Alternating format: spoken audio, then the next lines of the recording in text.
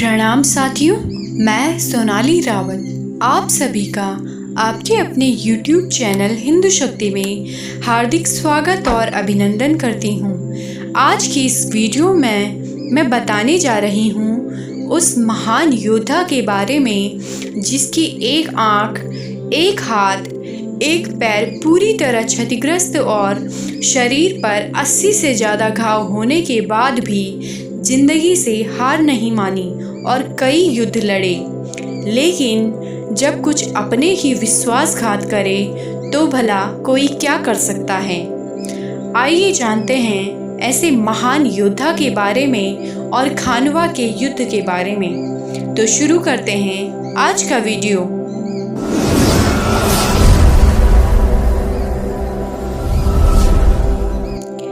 एक महान योद्धा राणा सांगा, जिनका पूरा नाम महाराणा संग्राम सिंह सिसोदिया था। इनके पिता का नाम राणा रायमल था। राणा रायमल के 3 पुत्र कुंवर पृथ्वीराज, जगमाल तथा राणा संग्राम सिंह थे। एक भविष्यकर्ता के अनुसार राणा सांगा को मेवाड़ का शासक बताया जाता है, तो कुंवर पृथ्वीराज और जगमाल राणा सांगा को मारना चाहते थे, परंतु राणा सांगा किसी प्रकार यहाँ से अपनी जान बचाकर अजमेर आ गए थे। अजमेर के राजा करमचंद पवार ने उन्हें आश्रय दिया। तब सन 1509 में अजमेर के राजा करमचंद पवार की सहायता से उन्हें मेवाड़ राज्य प्राप्त हुआ। महाराणा सांगा ने सभी राजपूत राज्यों को संगठित कर राजपूत राज्य को एक छत्र के नीचे लाए और सभी राजपूत राज्यों से संधि की। राणा सांगा ने अपना साम्राज्य उत्तर में पंजाब सतलुज नदी से लेकर दक्षिण में मालवा को जीतकर नर्मदा नदी तक और पश्चिम में सिंधु नदी से लेकर पूर्व में बयाना, भरतपुर, ग्वालियर तक हिंदू साम्राज्य कायम किया। राणा सांगा ने 1509 से लेकर 1528 तक शासन किया। इनके शासनकाल में मेवाड़ अपनी समृद्धि की सर्वोच्च ऊंचाई पर था। राणा सांगा अपनी वीरता और उदारता के लिए प्रसिद्ध थे। महाराणा सांगा का राज्य दिल्ली, गुजरात और मालवा के मुगल सुल्तानों के राज्यों से घिरा था। दिल्ली में इब्राहिम लोदी, गुजरात में महमूद शाह बेगड़ा और मालवा में नसीरुद्दीन खिलजी सुल्तान था। तीनों सुल्तानों की सम्मिलित शक्ति में एक स्थान पर महाराणा ने युद्ध किया, फिर भी जीत महाराणा की हुई। इब्राहिम लोदी से खतौली के मैदान में 1517 में युद्ध हुआ। इस युद्ध में इब्राहिम लोदी पराजित होकर भाग गया। इब्राहिम लोदी ने फिर से मेवाड़ पर आक्रमण कर दिया।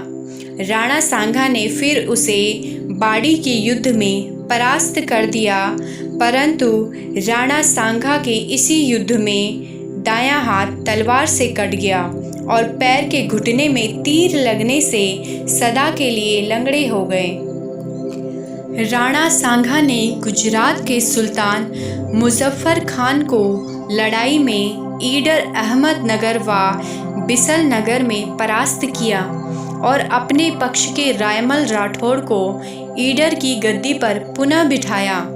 कहा जाता है कि सुल्तान मुजफ्फर खान को युद्ध में कोई बंदी नहीं बना सकता था। राणा सांगा उसे बंदी बनाकर मेवाड़ ले आए और कई महीनों तक कैद रखने के बाद उसे छोड़ दिया। अहमदनगर के जागीरदार निजामुल मुल्क ईडर से भागकर अहमदनगर के किले में जाकर रहने लगा और सुल्तान मुजफ्फर के आने की प्रतीक्षा करने लगा। राणा सांगा ने अहमदनगर को घेर लिया। मुगलों ने किले के दरवाजे बंद कर लड़ाई शुरू कर दी।